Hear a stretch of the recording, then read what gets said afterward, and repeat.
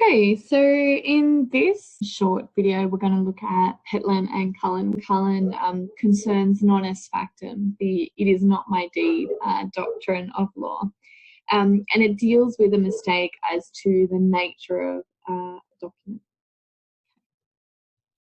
Now, in terms of the facts of this case, Petelin possessed a poor understanding of English, and he granted Cullen an option to purchase his land. And once the option expired, Cullen's agent presented Petelin with an agreement to extend the option and enclosed a cheque. Petelin was told that he was only signing a receipt for the cheque. The option was then exercised, and Petelin subsequently refused to sell. And Cullen sought specific performance. And here the High Court allowed the non est factum defence because Petelin had made a mistake as to the nature of the document. He believed it to be fundamentally, radically different from what it was. So he thought he was signing a receipt, not a contract. So just quickly, in terms of the case reading guide questions, who sued whom for what, and what defence was pleaded, and common law equitable doctrine, many questions. And does this application make a contract void or voidable? All right, so as mentioned, Mr. Cullen was suing Petelin, seeking specific performance of the option to buy the land. Petelin pleaded non est factum, "it is not my deed," in defence because he didn't understand the nature of the document that he'd signed. Now, if you remember back to that overview that we did in the earlier PowerPoint, non est factum is a common law doctrine. And what that means, because it's a common law doctrine, the contract would be void ab initio, so void from the beginning, as opposed to voidable, which is the equitable remedy. In terms of the second question, what elements must the party seeking relief prove to establish non est factum? The first element is that the belief that the document is radically different to what it was. For example, you think you're signing a receipt, but actually you're signing an option, okay, or a contract for sale of land. And then the second thing is that the failure to read and understand the contract was not due to carelessness. Now, note here that that's particularly relevant against innocent third parties.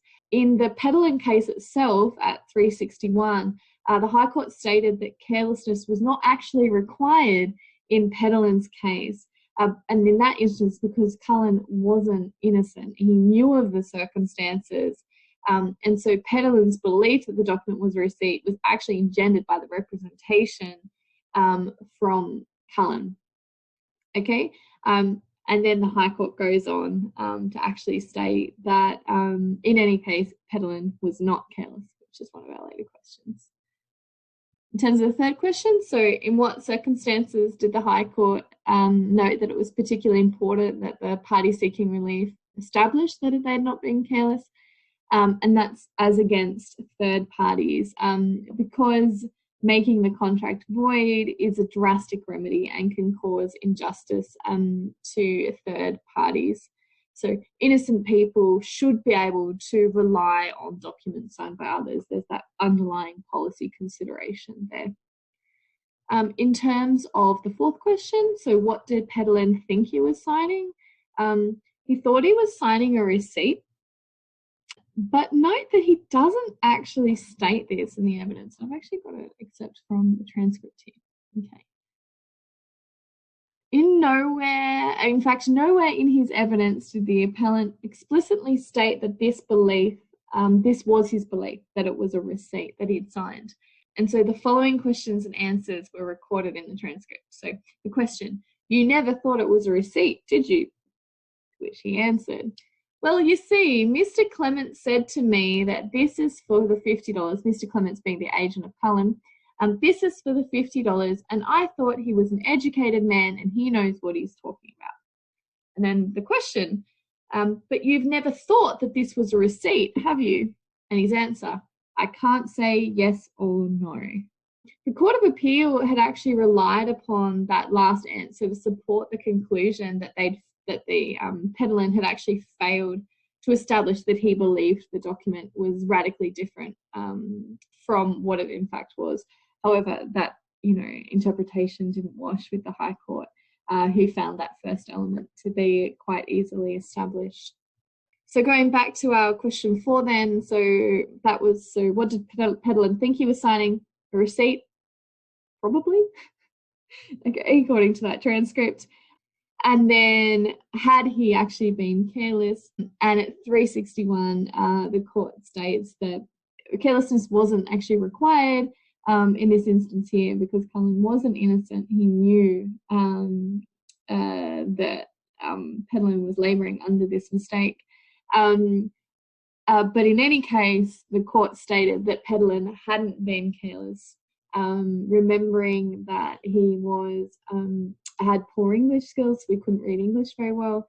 And because of that, he'd been reasonably relying upon Cullen. And it was seen to be reasonable that he relied upon what he'd been told about this document and relied upon Cullen, because in the past, Cullen had actually advised him to see a lawyer when a document was imported. So in the past, Cullen had given him that advice. In these circumstances, it was seen to be reasonable to rely upon him. And in this instance, Cullen had simply just told him to sign it and to acknowledge that $50 payment. All right, and that concludes Petelin and Cullen.